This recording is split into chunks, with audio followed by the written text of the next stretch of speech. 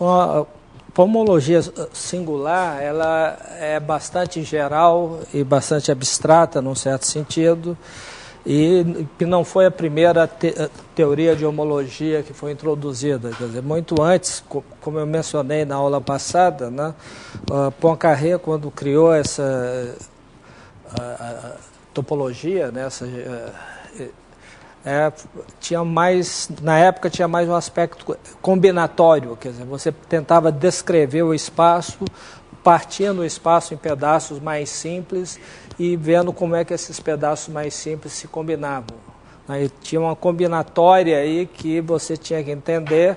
Entendendo essa combinatória, você tinha uma descrição bastante razoável do espaço, e com e espaços que tivessem uma descrição diferente, você podia dizer que não eram equivalentes sob o ponto de vista topológico. Bom, depois essa teoria foi mais formalizada, né, e tornou-se uma área da matemática chamada topologia combinatória.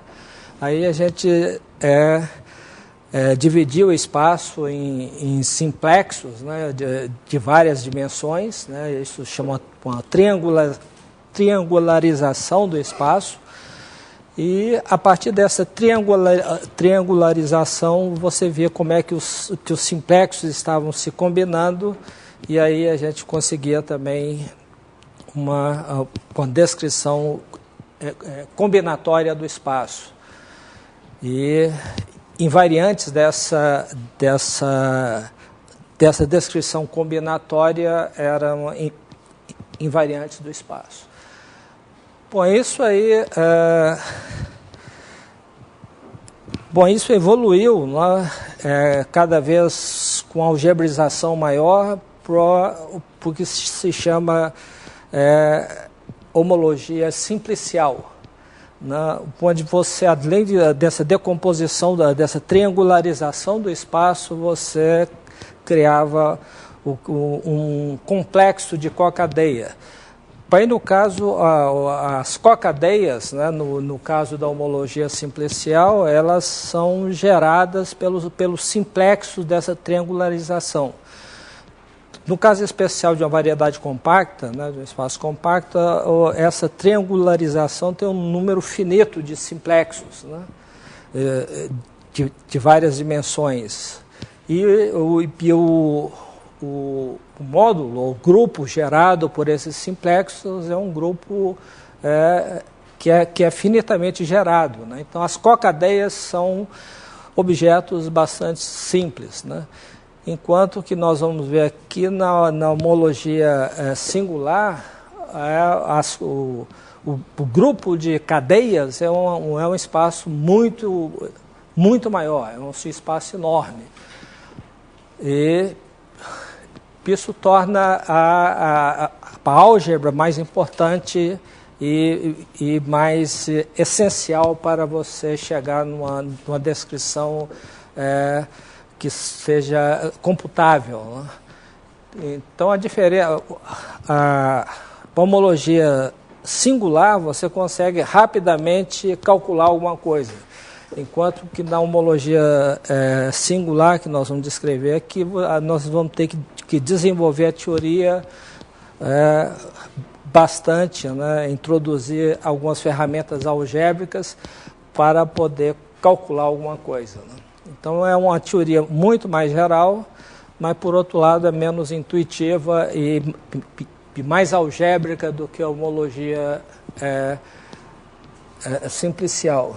Mas depois nós vamos voltar e reconsiderar a homologia simplicial usando a homologia singular. Bom, então vamos começar então com a homologia singular, com os conceitos fundamentais aqui. Então, antes, com as observações sobre espaço afim, né? O que é um espaço afim? Um espaço afim é um espaço é como um espaço vetorial, né? Um espaço afim de dimensão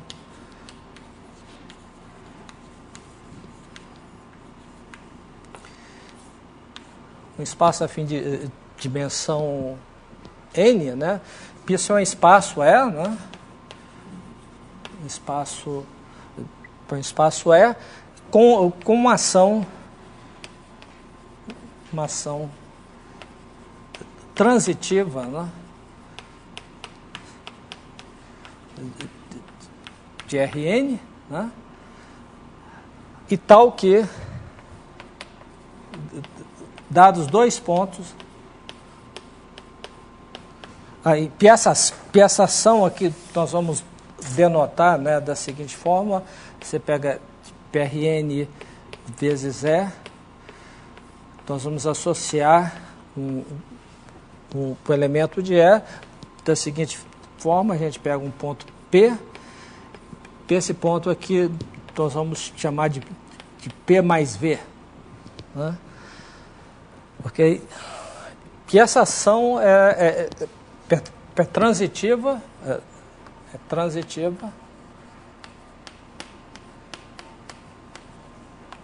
Isso significa que dados P e Q, existe um vetor do Rn tal que P menos Q igual a V, né? P igual a Q mais V, e a outra propriedade dessa ação aqui é que V é único. Ok? Então dado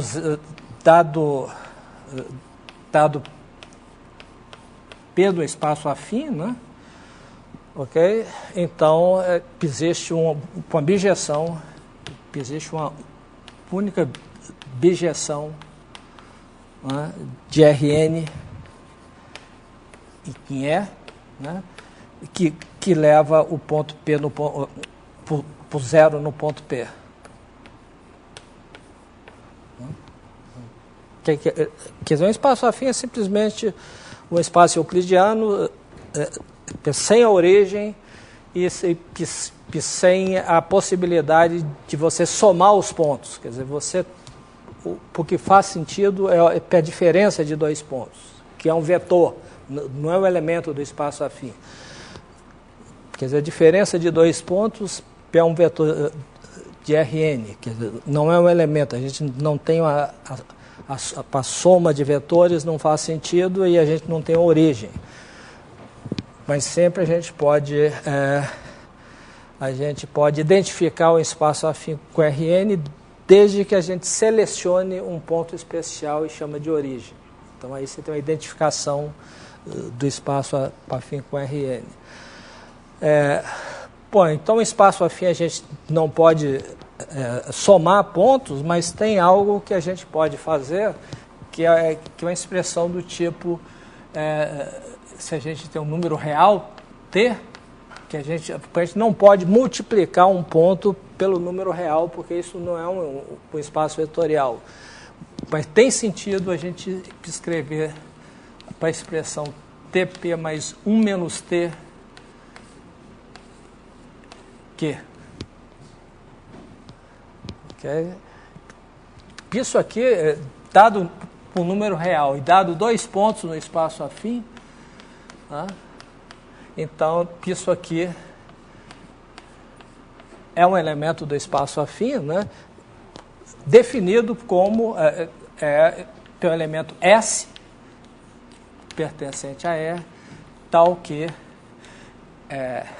S menos Q pegou a T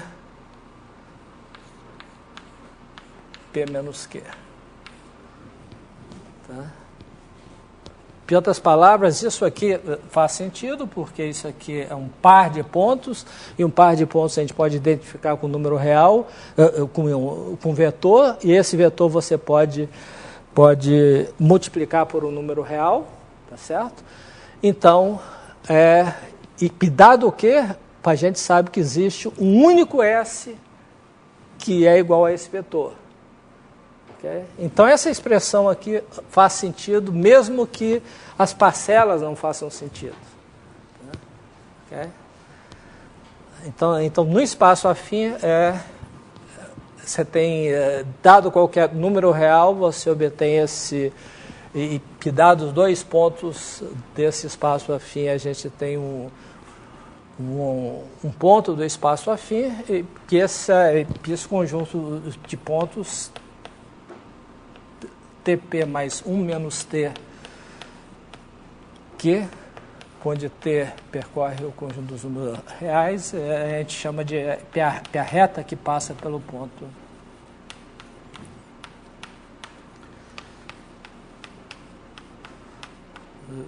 Pelos pontos P e Q. Okay? E, em particular, quando a gente toma o take entre 0 e 1, né?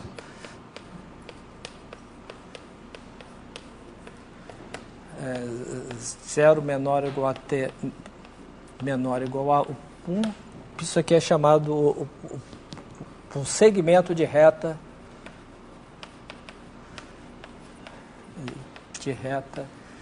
entre os pontos P e Q. Tá certo? Quer dizer, quando o T percorre 0, 1, isso aqui percorre um subconjunto do espaço afim, que é chamado segmento de reta entre os pontos P e Q. Bom, então, no espaço afim, a gente pode considerar, então, situações mais gerais, parecidas com essa aqui, onde, ao invés de apenas um ponto, a gente pode considerar uma família de pontos, né, pertencente ao espaço afim, né, e considerar um outro ponto, né, TI, PI,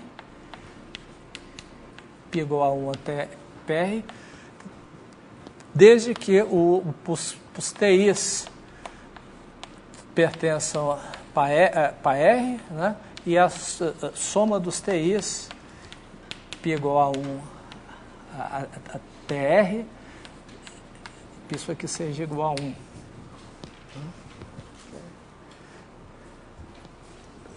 Tá certo? Quer dizer, esse cara aqui é um único ponto, quer dizer, existe um único ponto com essa propriedade, exatamente da mesma maneira aqui, porque a gente pode escrever, a gente pode escrever essa soma aqui, né, como, bom, vamos colocar de 0 a 1, de 0 a R, né, aqui também de 0 a R. Então, a gente pode escrever isso aí como o quê? Como é que a gente faz isso aí? Essa soma aqui, a gente PS menos P0, né, é igual a soma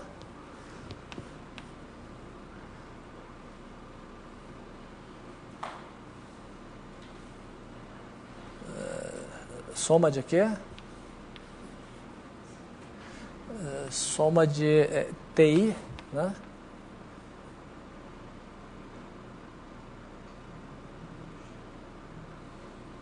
Agora eu quero I igual a 1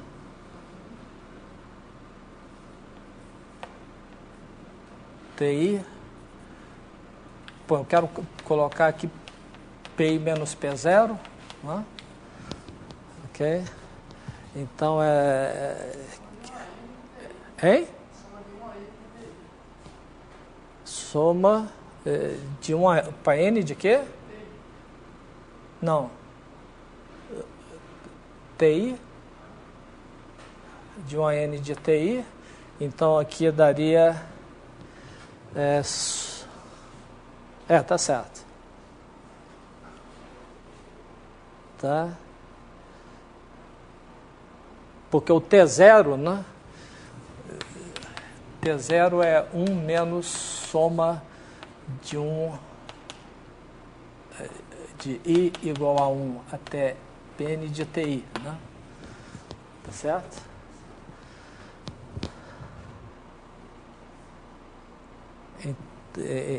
Então, está exatamente aqui o soma de I igual a 1 a TI de menos TI de P0 mais 1 P0 dá exatamente T0 PI, né? Okay?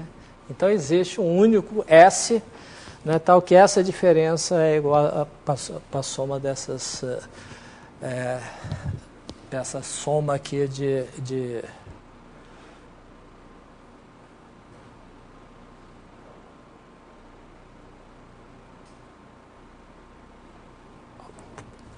isso é um vetor de Rn, né? Isso aqui é multiplicado por isso, a soma é um vetor de Rn, portanto, dado P0 e dado um vetor de Rn, existe um único S que dá exatamente essa coisa. Então, esses objetos aqui fazem todo sentido, né? E nós vamos generalizar esse conceito de segmento para um conceito de um simplexo gerado pelos tais números como sendo igual a 1 até PR de TI PI,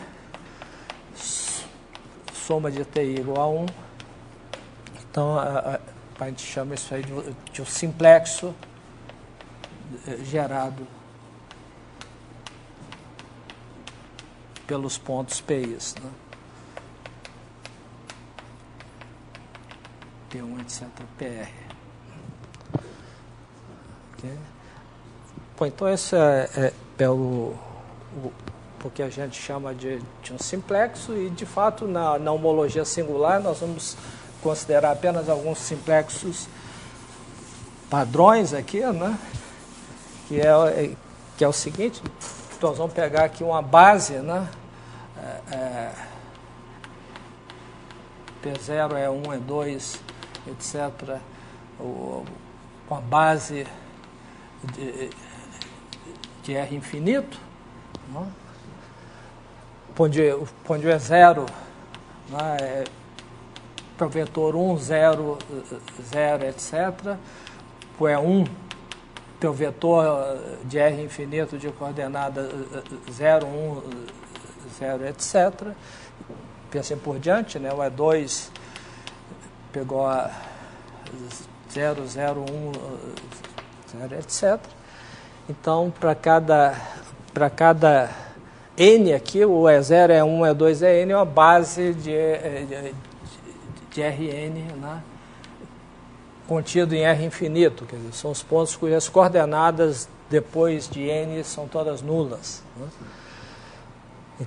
Então, nós vamos considerar todos esses vetores e vamos considerar o simplexo de dimensão 0 é simplesmente o E0.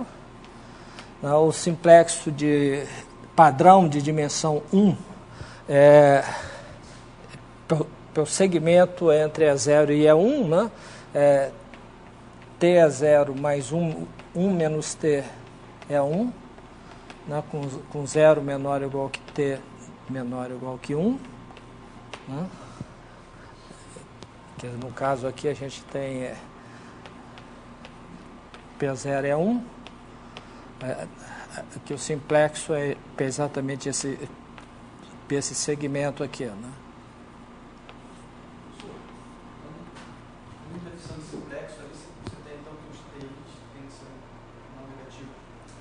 Os simplexos TIs não negativos. A soma de TIs TI maior ou igual que 0. Tá certo. Para aqui também. Né? exatamente a mesma coisa. Ok? E assim por diante, né? O simplexo de dimensão 2, aí a gente tem que olhar em R3, aí pega esse simplexo em R3, que é a combinação convexa, né, desses três pontos aqui. Quer dizer, o delta 2, então, pegou a T0, T1, T2, né, tais que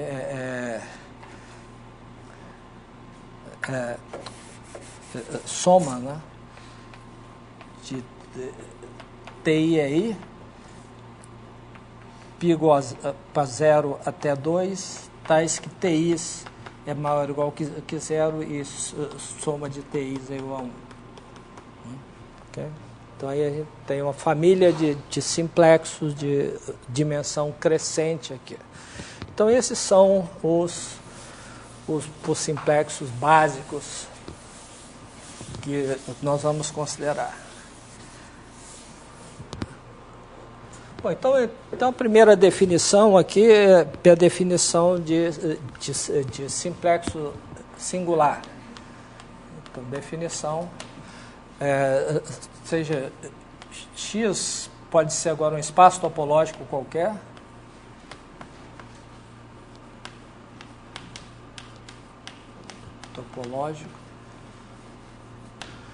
e então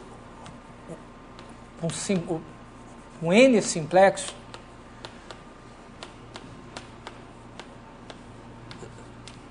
singular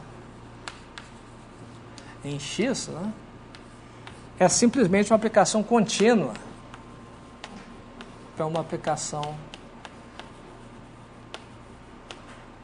contínua sigma de delta N em X. Okay? Tomamos qualquer transformação contínua do simplexo de dimensão N em X. Ok? Bom, então agora nós vamos considerar todos os simplexos singulares em X. Né? E a partir desse simplexo singular nós vamos considerar o módulo livre, né? Então, definição PSN, né, de X, né? Isso aqui vamos considerar um anel primeiro, né? Então, A vai ser um anel comutativo. Bom, e no caso das aplicações aqui, que nós vamos fazer da teoria, vocês apontei em mente apenas 3 anéis que vão ser mais relevantes para a gente. Um é o anel dos inteiros, o outro anel vai ser o anel dos inteiros módulo 2, né? Quer dizer, o anel com apenas 2 elementos, né? 0 e 1. E o outro anel que vai ser importante é o anel dos reais, né? Okay? Bom, então, dado o anel comutativo, né, nós podemos considerar um módulo sobre esse anel e a gente vai definir as N cadeias de X é igual, por definição, o A módulo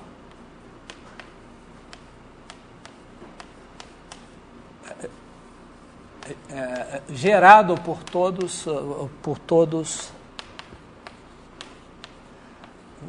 os N simplexos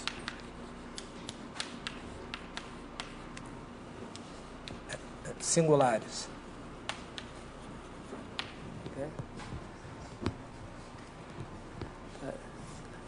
O que significa isso? o elemento, o que é um elemento disso aqui? O elemento disso é uma soma formal, né?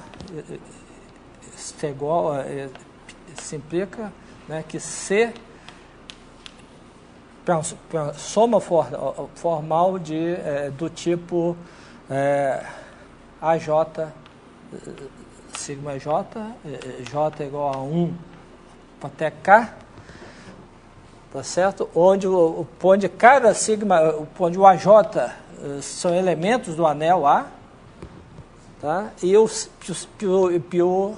sigma J são N simplexos singulares.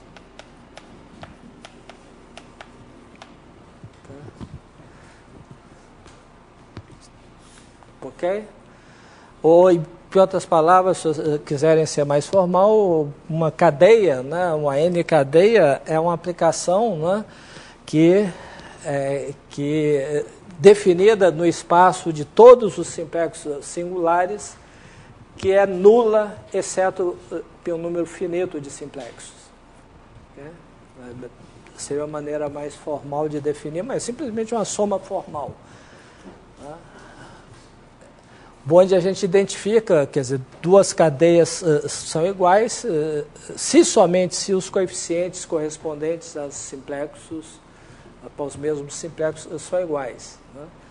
E aí a gente pode somar, né, duas cadeias simplesmente somando os coeficientes. Okay? Tá certo? Isso aqui é um módulo sobre o anel, porque a gente pode multiplicar uma cadeia por um anel, por um elemento de A, né, simplesmente multiplicando cada coeficiente. Okay?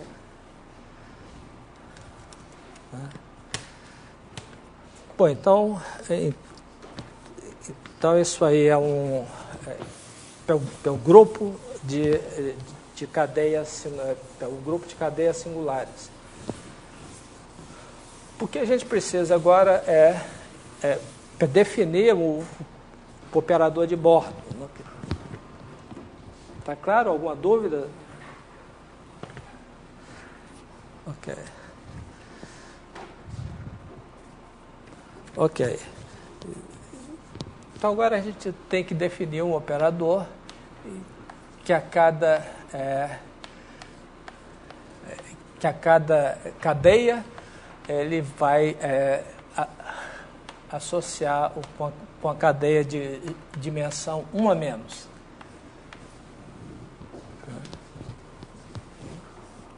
Bom, esse operador aqui tem que ser um homomorfismo de módulo, né? Então, para isso, se a gente pega uma cadeia que é da forma πi sigma aí, né? Π igual a 1 até K, né? Se a gente quer que isso aí seja um homomorfismo de módulo, né? Isso aqui tem que ser igual por definição, né? Essa é a definição do delta, né?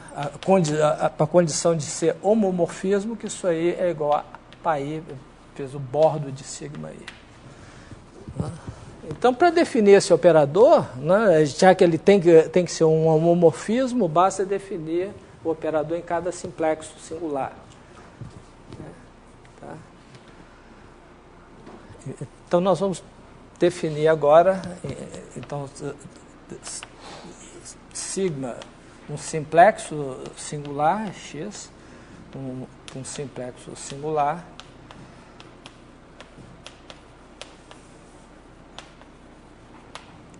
tá?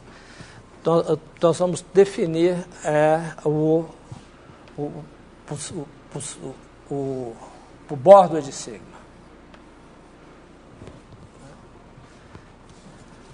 Tá certo? Então, esse bordo de sigma vai ser um Q-1 simplexo. Okay? Então, esse um Q-1 simplexo, nós vamos ter que olhar para a imagem de um elemento de delta Q-1 E para isso, nós podemos, basta olhar para as coordenadas chamadas baricêntricas desse ponto. Quer dizer, a gente tem que tomar as Q-1 coordenadas, quer dizer, isso aqui eu estou identificando com TI, PI, né? Pi igual para 0 a Q-1. Estou identificando o ponto do simplexo com as coordenadas baricêntricas dele, né? Isso aqui é os TIs como antes maior ou igual que 0 e a soma de TI igual a 1. Né? Então a gente tem que definir esse objeto aqui. Né? Bom, isso aqui é por definição, né? Para soma de sigma, né? Okay? Tem um sinal aqui, a gente vai ter que colocar um sinal. Menos 1 elevado a i, sigma do seguinte ponto do simplexo de dimensão T0, T1.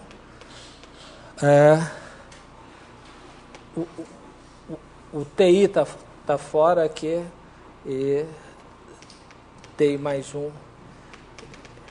etc. Não, como é que é? Tem que pôr 0 aqui. Né? T1, TI menos 1, 0 TI, TI, TQ menos 1. Né?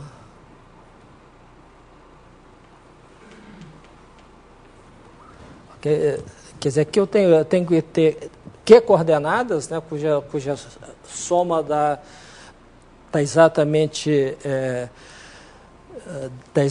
igual a 1. Né? Então, a única chance de colocar uma outra coordenada é colocando 0, né, porque essa soma aqui já é igual a 1. Okay?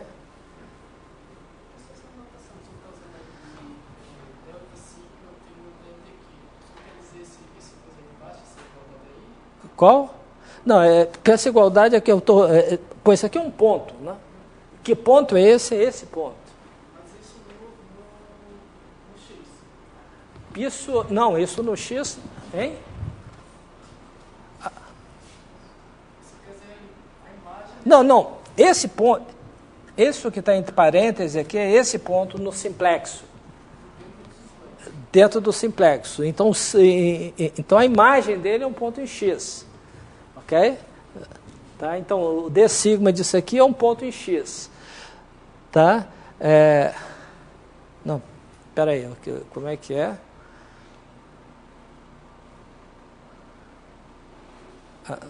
Então, aqui não tá sentido, não faz sentido, né?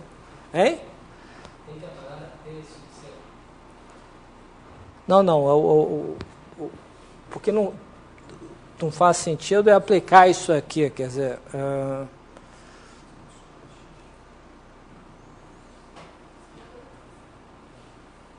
Não, tem que ser um pouco mais formal aqui, quer dizer, então a gente tem que... Pode esquecer o ponto primeiro, tá? Então, o bordo de sigma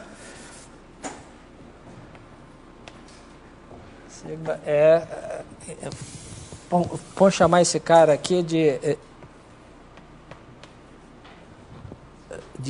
D sigma, ok? Tal que D sigma, tal que DI, né? Paiésima face de sigma, isso aplicado no vetor soma de TJ é J, né? J igual para 0 até Q menos 1, né? Ok? Isso aqui é igual, por definição, para sigma, bom, agora é um ponto de x, tá certo? Então, esse é sigma de quê? Como é que a gente escreve isso? Sigma J igual a 0 a π menos 1, né, de TJ é J, né? mais 0 é I, mais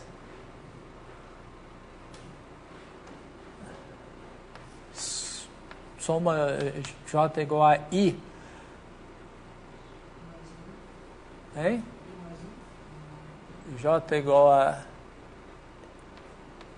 π mais 1 até Q,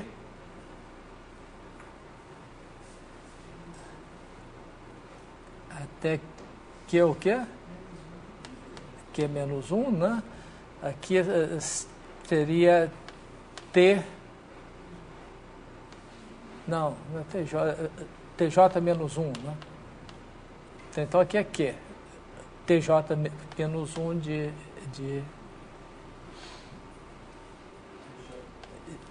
EJ. O EI já está aqui, né? Aí começa com EI mais 1 até aí em diante. Hein? Porque a gente quer o seguinte, a gente tem um simplexo aqui, digamos, você tem mais 0, P1 é 2, né? Ok?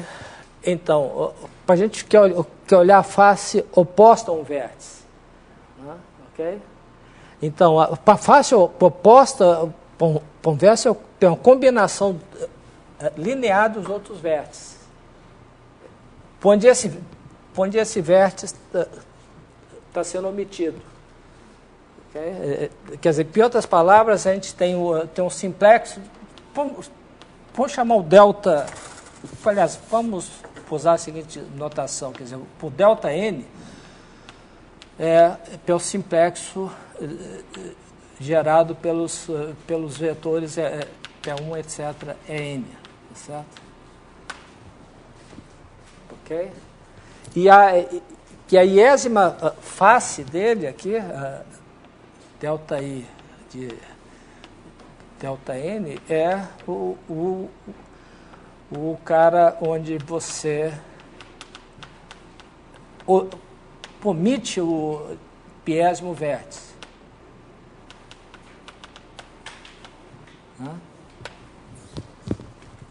Tá certo? Então, se você tem a 0 aqui, então a face correspondente é gerado pelos vetores E1 e E2. Então, para a face 1, é gerado pelos vetores E0 e E2. E a face 2 é gerado pelos vetores E0 e E1. Ok? Então, o elemento X daqui, né, ele é a soma de TI e I, né, I igual a 1 para 0 até N. O elemento daqui, né, é a mesma coisa, mas só que o cara que tem o índice aí tem que ser 0. Né, ok? Então, isso é que a gente está dizendo aqui. A iésima face é essencialmente a restrição de sigma à iésima face desse simplexo delta Q. Quer dizer, então, essa operação aqui é o bordo de sigma é uma soma, né, de simplexos de dimensão 1 a menos, simplexos singulares, onde cada um deles aqui, né, é a restrição do sigma à iésima face do simplexo padrão. Okay? Tá? Quer dizer, aquilo que eu tinha escrito antes não fazia sentido, porque você não pode somar pontos em X. Né? X é um espaço topológico. Quer dizer, o que a gente tem que considerar é a soma formal desses simplexos singulares de dimensão 1 a menos. onde cada um desses simplexos aqui é a restrição do sigma a paiésima face. Ok? Quer dizer, então essa aí é a definição de... Tá claro isso aí ou não?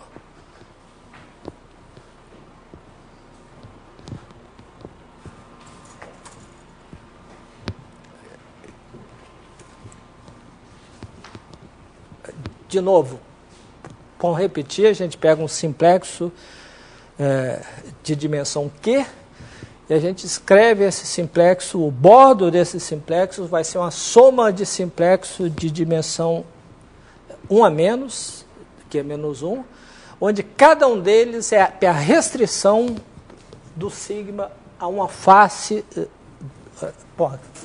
Aqui a gente está falando em delta Q, né? Então esse aqui vai ter vale Q, isso aqui também é Q.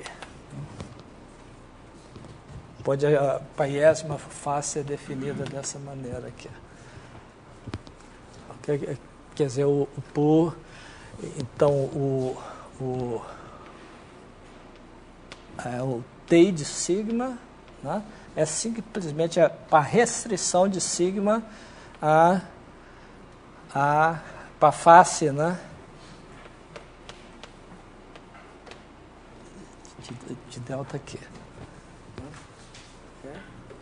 Composto com aplicação natural aqui, com essa aplicação aqui natural de delta Q na iésima face de Equa. Quer dizer, você tem uma aplicação, por delta Q, né, é gerado por P0 é Q, né, é Q menos 1, e aí você tem uma aplicação natural que vai nesse cara aqui no E0,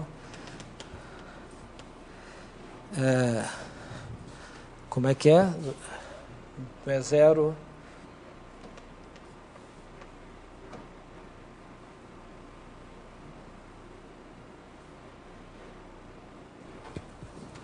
Não, não é bom escrever desse jeito, né?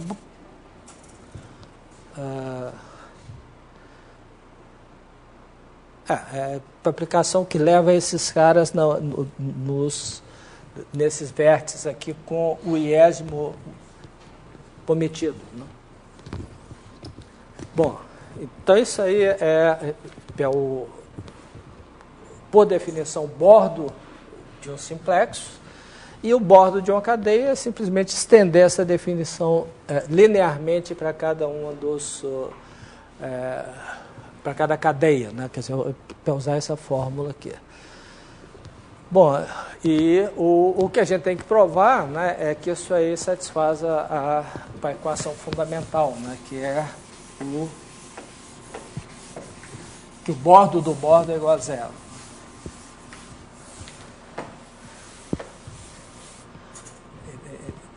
Então, a proposição que a gente tem que mostrar, né, é que se sigma é um Q simplexo,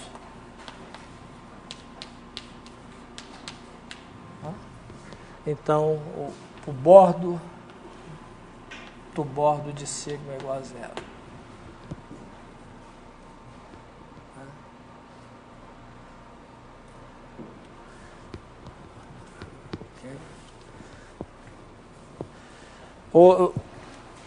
Mas isso aí é consequência do seguinte lema, não?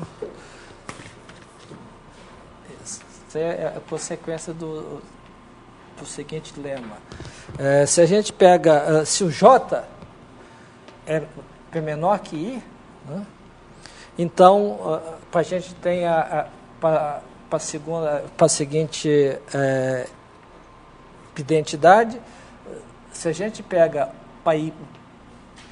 o iésimo bordo, né, do simplexo, de um simplexo sigma, e depois a gente pega o jésimo bordo dessa cadeia, quer dizer, isso aqui é uma cadeia, né? Pegamos o jésimo bordo dessa cadeia, isso é exatamente igual a apoiésimo I menos 1 vezes DJ.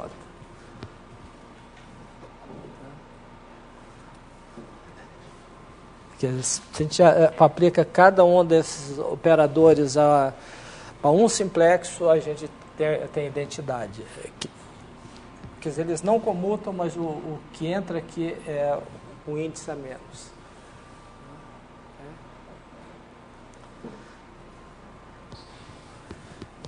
Isso é que dá o cancelamento por causa desse sinal aqui. Entendeu? Então, isso aqui é o que vai causar, como sinais correspondentes vão ser diferentes aqui, né? Porque você tem que somar I e J aqui você tem o sinal I mais J, menos 1 elevado a I mais J é diferente, é menos 1 elevado a I mais J menos 1, você tem um cancelamento que implica que a cadeia aqui vai ser zero. Ok? Por que isso? Porque bom, a gente tem que ver o que é.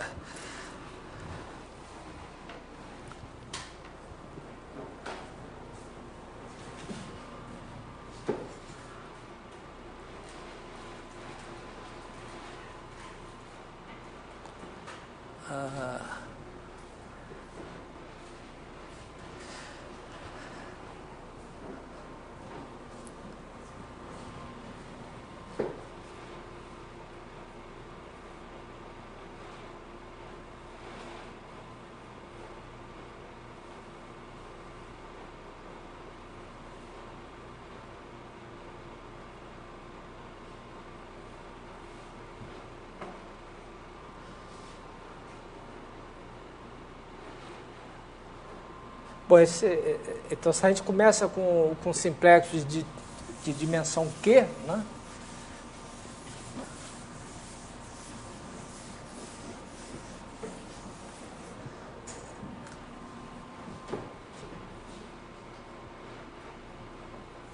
Como é que a gente vê isso? A gente vê isso da seguinte forma. Bom, vamos calcular cada um desses fatores aí, né? Dos dois membros, né? Então, para a primeira coisa, a gente vai pegar com as coordenadas T, Q-2, né? Ok. Primeiro a gente vai, a gente vai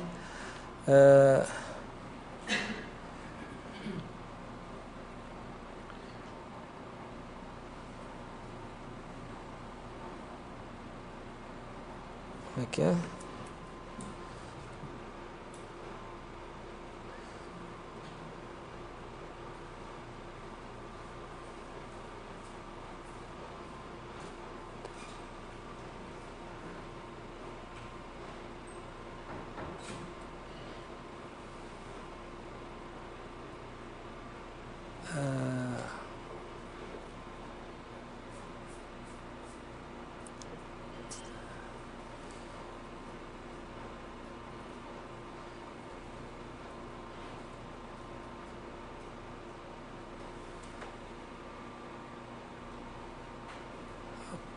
A gente aplica o DI, a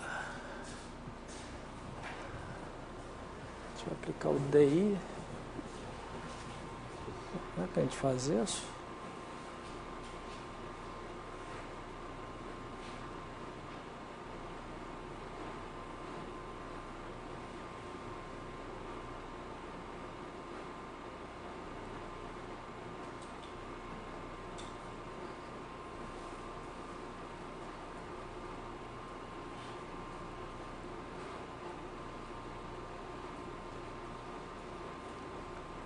DI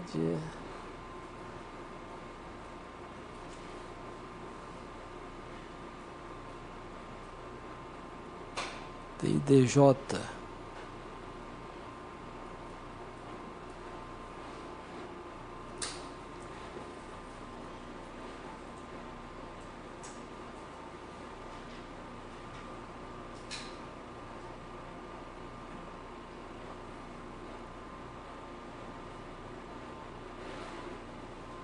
que a gente aplica primeiro aqui?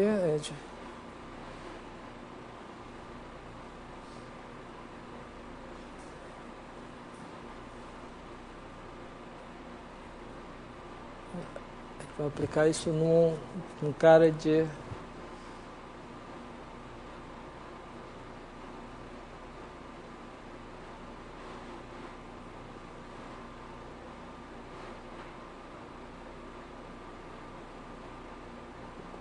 O J é menor que o I.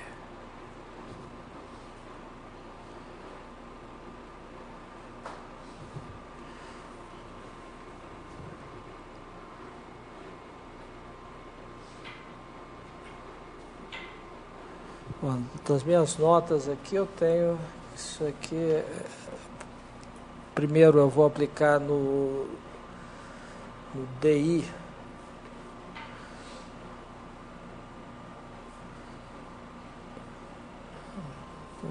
Como é que é?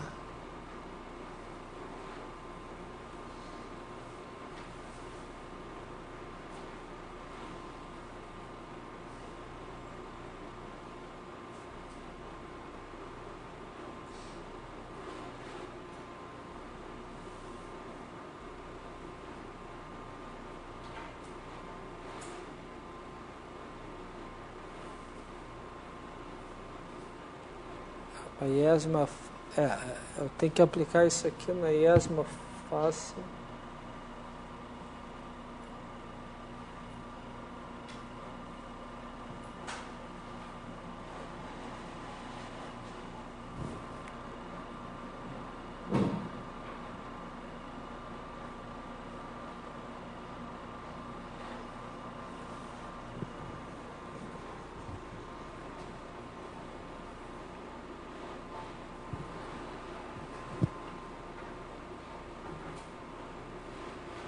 Qual a anotação que eu tinha usado aí?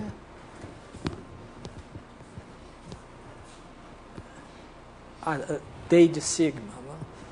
Vamos ver.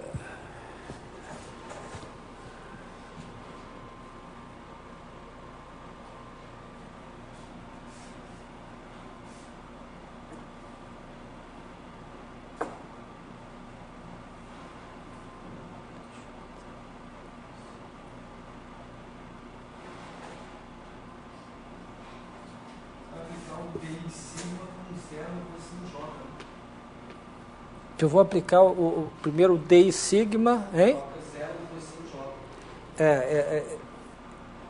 Eu vou aplicar o D sigma aqui no... exatamente. Eu vou pegar aqui o T0, TJ menos 1, né? 0, né?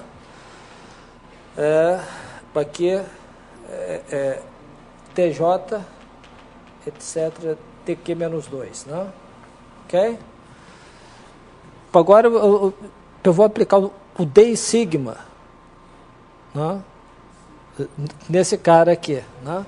Então, eu vou aplicar o sigma, né? Isso é igual, por definição do D sigma, é o sigma aplicado no cara que eu vou ter que colocar agora o zero na posição I. Né? Então, quanto é que é isso aqui? Bom, qual que é a posição I desse cara aqui? Hein? Não, espera aí. Vamos fazer as contas aqui. TJ menos 1, 0, TJ. Então, qual é a posição que vai aparecer o zero aí? O zero tem que aparecer na posição I desse cara aqui. Tá? Então é I mais 1, tá certo? Então vai aparecer a posição TI, né? 0, TI mais 1. Tá certo? Porque está escrito... Não, pera aí.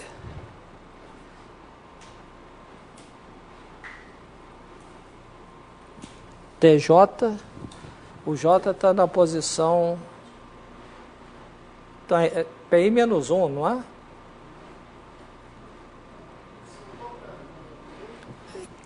Quer dizer, eu tenho que colocar o zero na posição I aqui.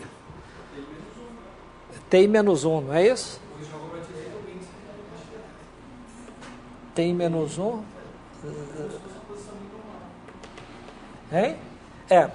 Porque tem dois caras com J aqui. Né? Quer dizer, você tem o J menos 1, pense aqui a posição J mais 1. Né? Okay? Então, isso aí é o TI menos 1, 0. Né? Então, essa aqui... Pensa aqui a posição... Está certo isso? Ok? Bom, agora a gente tem que olhar o outro cara. Para outra composição, eu vou compor... Isso aqui é pelo delta J, né? Sigma. Agora eu tenho que colocar o delta I menos 1. Né? Ok? Para o delta I menos 1, eu tenho que colocar o zero em que posição?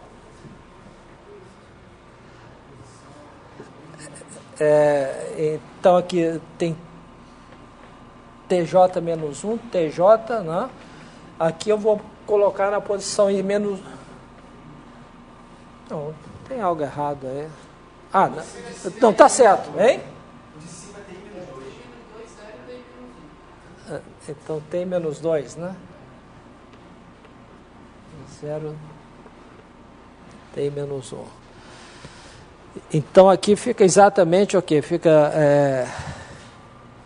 TJ, né? Aqui fica T menos 2, 0, né? T menos 1. Então, T menos 1 não, TI, né?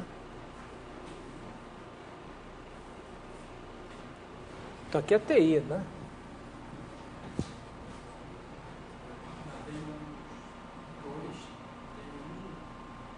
Não, nessa posição eu coloquei 0, né? Então o seguinte é TI. O seguinte é TI menos 1, tem que continuar contando o que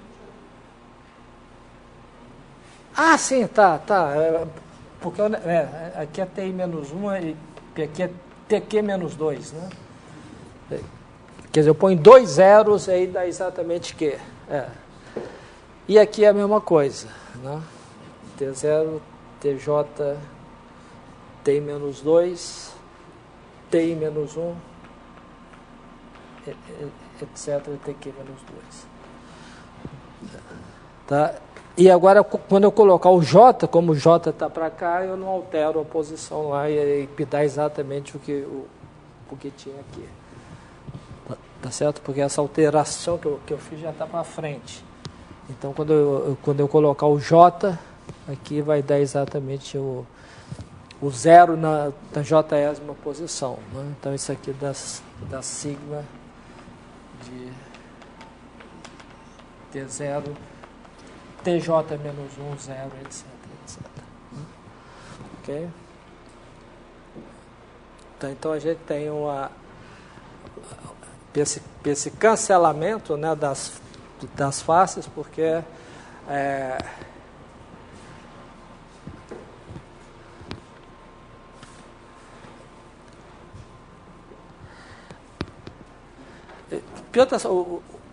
o que está por trás disso é o seguinte, é que se você pega um simplexo, né, o delta Q, né, ele tem uma orientação aqui, tem duas possíveis orientações que são que é a ordem que você escreve os vértices do simplexo.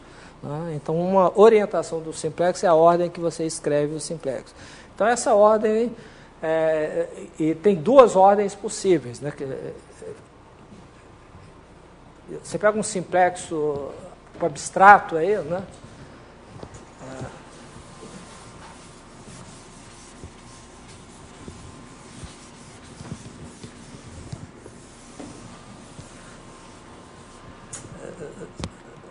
Você pega um espectro, ou um simplexo gerado por R mais 1 pontos, né?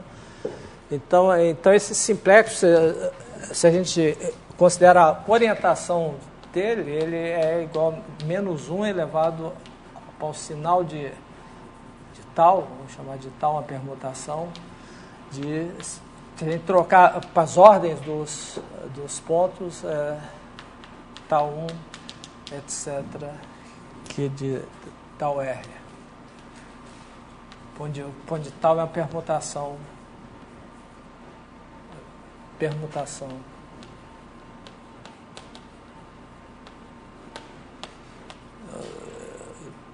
dos pontos 0, etc. R. Tá certo? Quer dizer, então tem duas orientações possíveis, né? Quando a gente troca dois elementos, a gente troca a orientação desses. Né? Tá ok?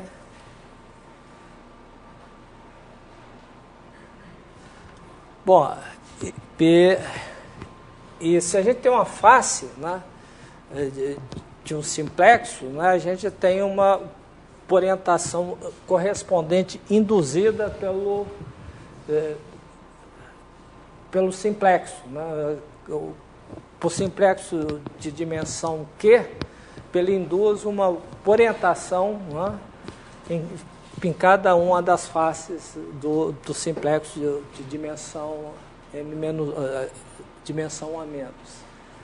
Né? E cada face de dimensão 1 a menos induz uma orientação na face de dimensão 2 a menos. Tá certo? Mas cada face de dimensão 2 a menos, ela é a face de dois simplexos de dimensão 1 a menos. E cada um induz orientação oposta dessa face. Tá? Isso é que faz o cancelamento, né, e que faz com que D2 é igual a 0. Né? Ok?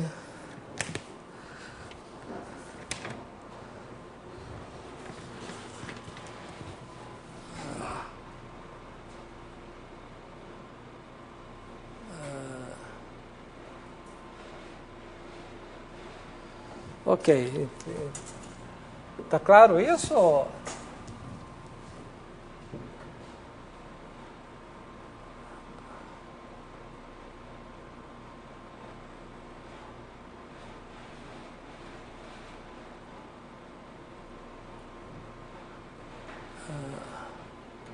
Como é que a gente pode dizer isso em outras palavras? É isso.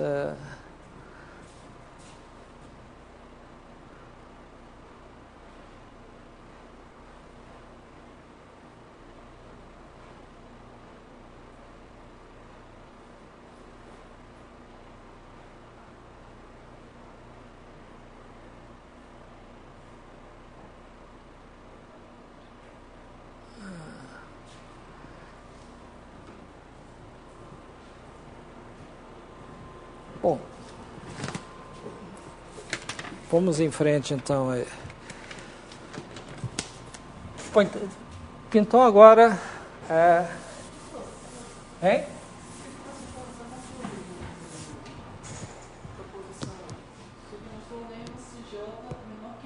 Ah. Eu posso dividir em três casos: J menor que I, J menor que I e J igual a I. O J menor que I, o J menor que I, eles se cancelam. Se cancelam. O J igual a I. Hein? Então, o J igual a I, eu não... como J igual a I?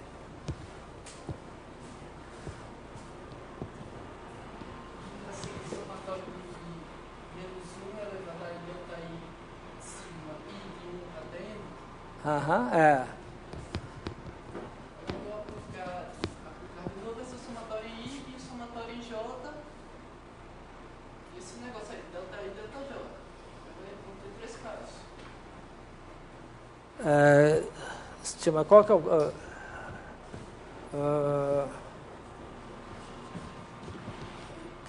o que é o delta I, delta I? Delta de delta sigma vai ser o somatório em I, somatório em J, e menos 1 elevado a I mais J, delta I, delta J, de sigma. Aí eu posso ter em três casos, como eu falei, menor que J, menor que J e I igual a J. Provavelmente menor que J se cancela com I maior que J. Sobra I igual a J.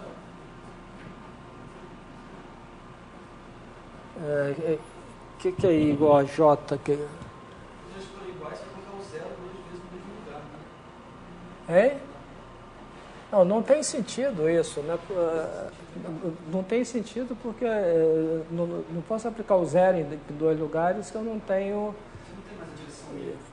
Você não tem mais uma direção. Entendeu? Quer dizer, o delta I, delta J com I diferente de J, isso faz sentido, porque eu tenho que pegar do sigma, isso aqui tem sentido, porque eu tenho Q menos 2 coordenadas aqui, né, e eu tenho que aplicar o sigma, né, em Q coordenadas. Né? Então eu posso colocar dois zeros diferentes, eu tenho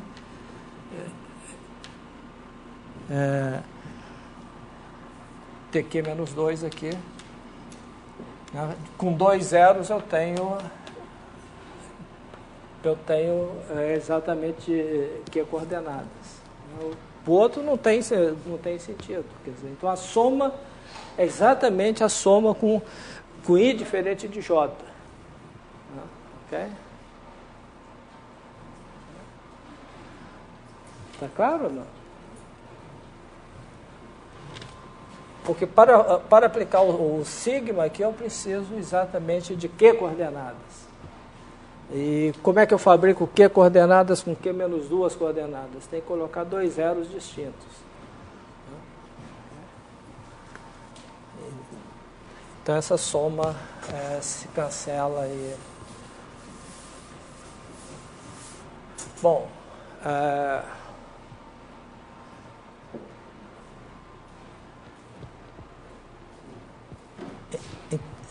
então nós temos, lembrando aqui de novo as definições, a gente tem o SQ de X pelo A módulo gerado pelos Q simplexos singulares,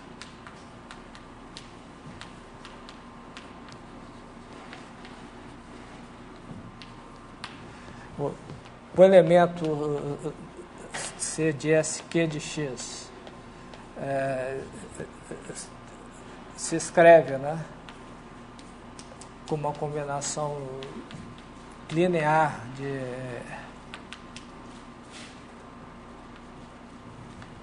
onde os AIs estão em A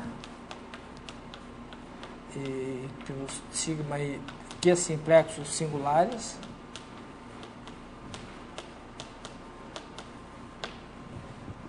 E a soma é finita sempre. Né? Ok? E aí a gente definiu o bordo de C como sendo a soma de AI, bordo de sigma I, igual a 1 até K. E se a gente tem um simplexo sigma de delta Q em X, né? Um simplexo singular, então para a gente definir o bordo de sigma é igual, por definição, a soma de DI de sigma, menos 1 elevado a I DI de sigma, igual a 1 igual para 0 até Q, né? Então, Q mais 1 vértices, onde o iésimo bordo, onde delta I de sigma é o simplexo de delta Q menos 1 em X, né? Que a restrição do sigma, o DI de sigma, é igual a sigma restrito a piésima face de delta Q.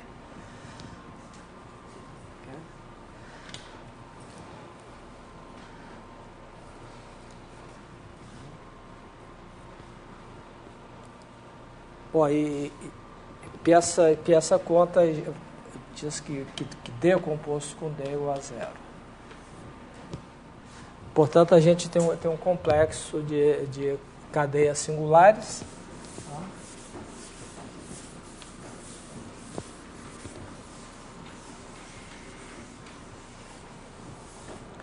Que começa com SQ de X.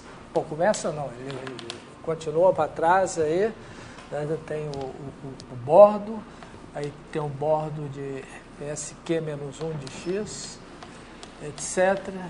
Aí o bordo vai diminuindo a dimensão até que chegar à dimensão 0. E aqui, como não tem simplexo, a única maneira de continuar aqui é colocar o zero. O bordo de qualquer simplexo, cadeia de dimensão 0 é P0. Ok? Por definição. Então, a cadeia de dimensão 0 é um simplexo de dimensão 0 é uma aplicação constante. Então, portanto, é um ponto de X. Né? Isso aqui uma cadeia, né? É uma soma formal de pontos em X multiplicados por elementos do anel, tá? Uma soma finita. Okay? E como a gente tem o D2 igual a 0, a gente pode definir dois submódulos, né? Que é o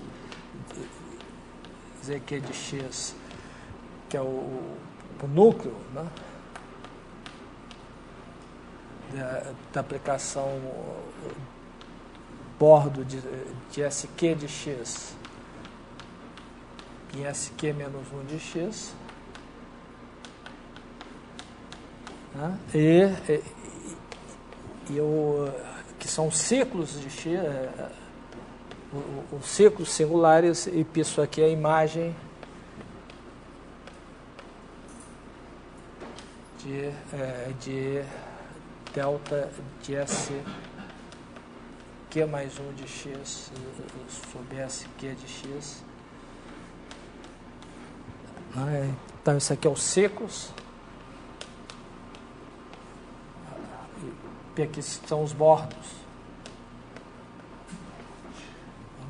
E abstratamente, a gente já tinha visto D2 igual T com D igual a 0. Isso implica, né, que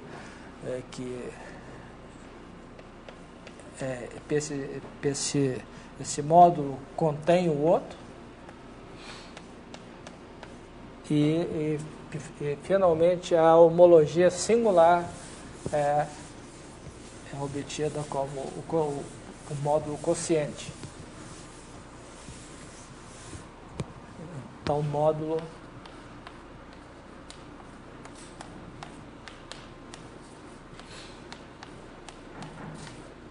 sobre PQ de X. Isso aqui é o grupo de homologia singular de X.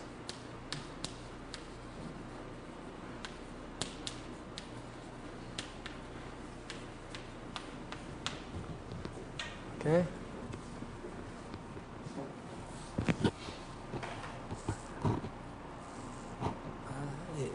Então, a gente tem associado a cada espaço topológico uma sequência uma família de módulos sobre o anel A, que é chamado são chamados grupos de homologia do espaço X. Ok? Bom, então agora o que a gente tem que analisar, né, o que resta analisar, né, é o que acontece quando a gente tem uma aplicação contínua entre dois espaços. Uma aplicação contínua.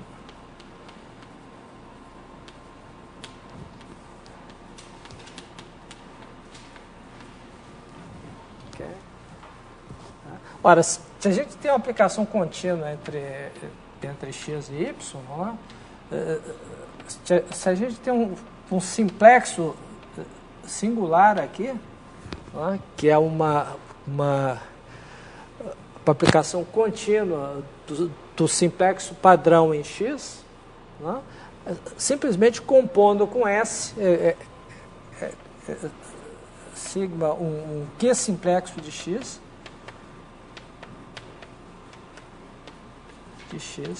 implica que F composto com sigma, né, é, por definição, um Q simplexo em Y.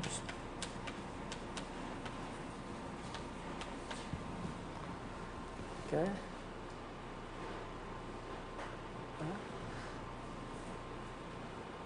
Bom, então agora a gente pode definir, né, esse Q simplexo aqui como sendo a equação de F em sigma, né?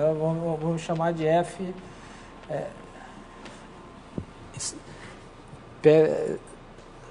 PF sustenido de sigma. Por definição é simplesmente F composto com sigma. Tá? Então agora a gente pode estender por linearidade essa aplicação. Né? Então agora a gente tem o... Estende por linearidade, a gente pode definir uma aplicação induzida nos grupos de cadeias. Então F estrela de SQ de X em SQ de Y é definida como F sustenido de uma cadeia, né, que é sigma de AI, sigma I. Isso é igual, por definição, soma de AI PF de sigma I, onde cada um desses é simplesmente a composta com C de F com C. Okay? Então isso aqui é um homomorfismo de módulo.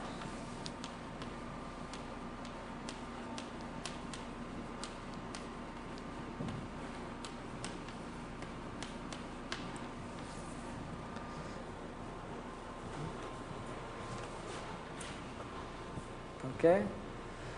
Bom, agora o que a gente tem que ver é como é que esse cara atua, como é que ele atua com respeito ao bordo. Né? Quer dizer, a gente tem que ver por que F estrela do bordo de um simplexo sigma. Ok? Ora, isso aqui pegou PF estrela, né, da soma de menos 1 elevado a πi de πiésimo bordo de sigma, né, pi de 0 até Q agora, né, ok? Isso é a definição do bordo de sigma. Ora, mas isso aqui, pela linearidade de F, é soma de menos 1 elevado a π. Né? Π igual para 0 até Q, de F do iésimo bordo de sigma. Né? Ok? Ora, mas o que é isso aqui?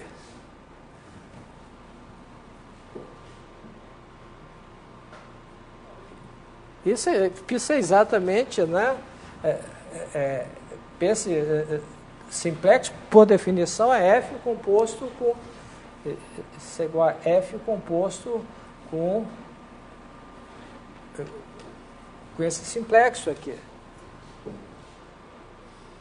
Tá?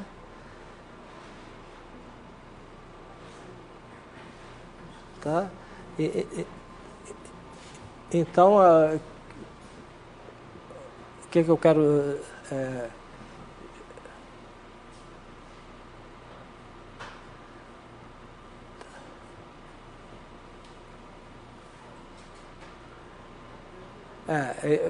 Mas acontece que isso aqui, né? Nós estamos pegando esse cara aqui, né? Esse cara é igual para esse aqui. Agora, esse aqui o que é? PF composto é com sigma restrito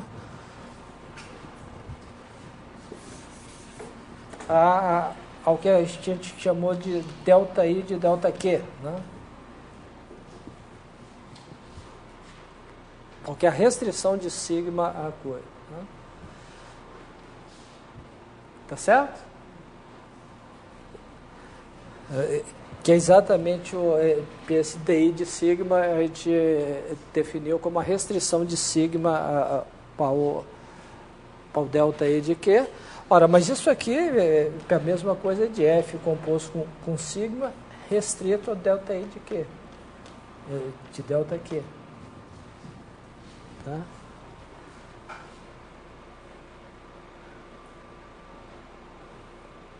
Ok? Ora, mas isso aqui, né, é igual a quê? Isso aí é PF sustenido de DI de sigma. Ok? Ok? Portanto, essa soma aqui, né?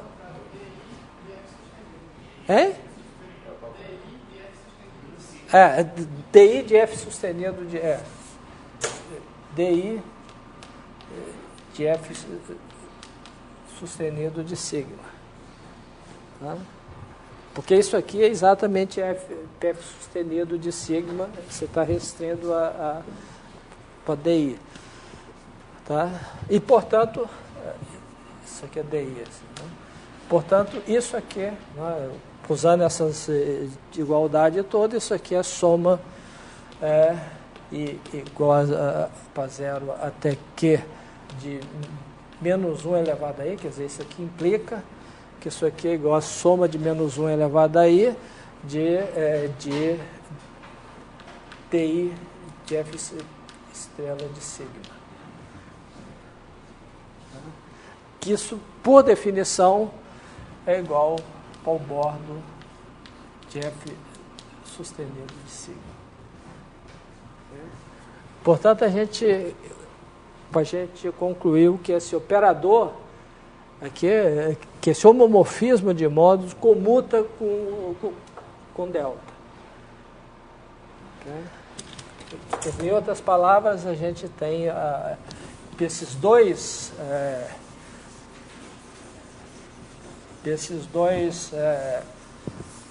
complexos, né, estão ligados da seguinte maneira.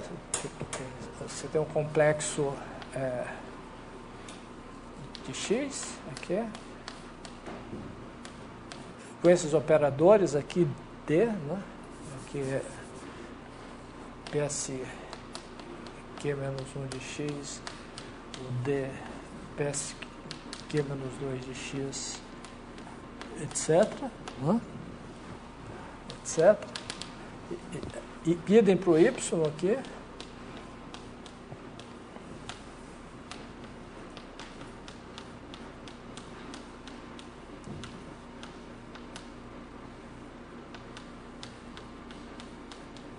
E aqui a gente tem os operadores, os coisas induzidos por F. E o que a gente viu é que esses diagramas todos comutam. Okay? Tá? Ora, então F sustenido D igual a DF sustenido implica que F sustenido de Q de X, né, é igual, está contido, né, em dos ciclos de Y, né, okay? PF sustenido do bordo de X, né, isso está contido do bordo de Y. Tá certo? Ok? Porque se você tem um cara que anula, né, o D de Z igual a zero, né, então a imagem dele, o D da imagem também é zero, porque o F leva o zero no zero. Né, e vice-versa. Né, se o cara é a imagem de alguém, né, então a imagem dele, se ele é a imagem de alguém aqui, a imagem dele também é a imagem de alguém aí do... Ok? E, portanto, a gente tem uma aplicação induzida nos grupos de cohomologia. Então, isso passa ao quociente, né? Logo, existe uma aplicação F do grupo de cohomologia de X, no grupo de homologia de X no grupo de homologia de Y.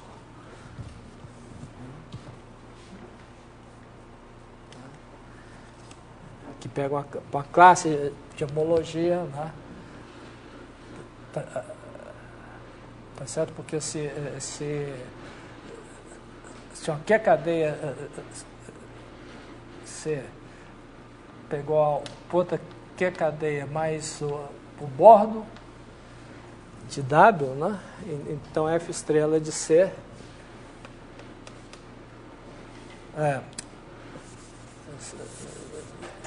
se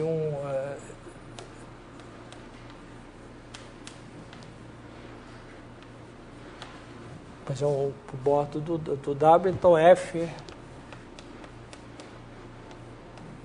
estrelinha é igual a F sustenido de Z mais F sustenido do bordo de W, isso é igual a F sustenido de Z mais o bordo de F sustenido de W. Né? Então esse cara, esses dois caras definem o mesmo elemento do quociente. Né? Porque ambos diferem do bordo de uma cadeia. Então essa aplicação está bem definida, né? e é um homomorfismo do grupo de cohomologia, de homologia. Né?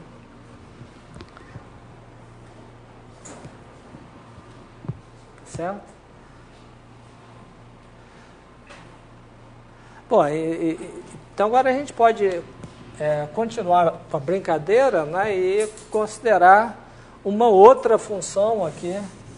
Né? Se a gente tem agora, além dessa função, uma outra função no outro espaço, W aqui, né? Outra função contínua, a gente continua o diagrama aqui. Né?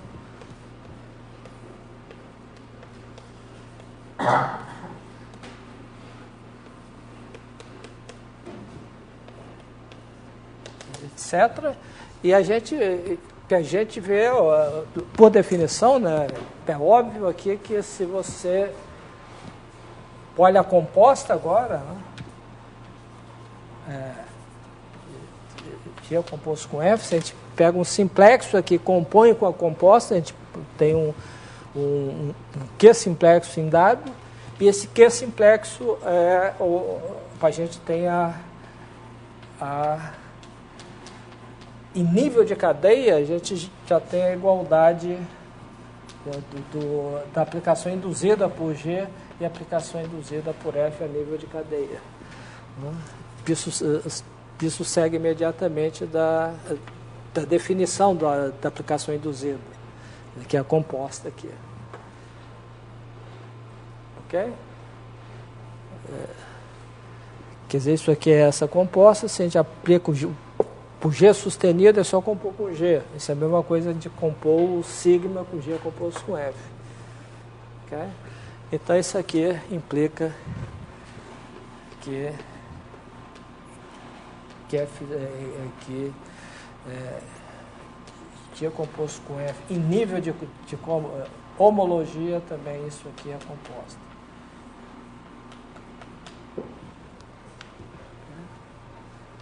Tá? Bom, e pela própria definição aqui, se F é igual a identidade, né? Quer dizer, se X é igual a Y e F é identidade, né? Então, isso implica que a aplicação induzida é identidade também. Isso é outra consequência imediata da definição. Okay? Tá? Então, isso aí, essas duas coisas juntas implica que X e Y homeomorfos, né? Homeomorfos implica que os grupos isomorfo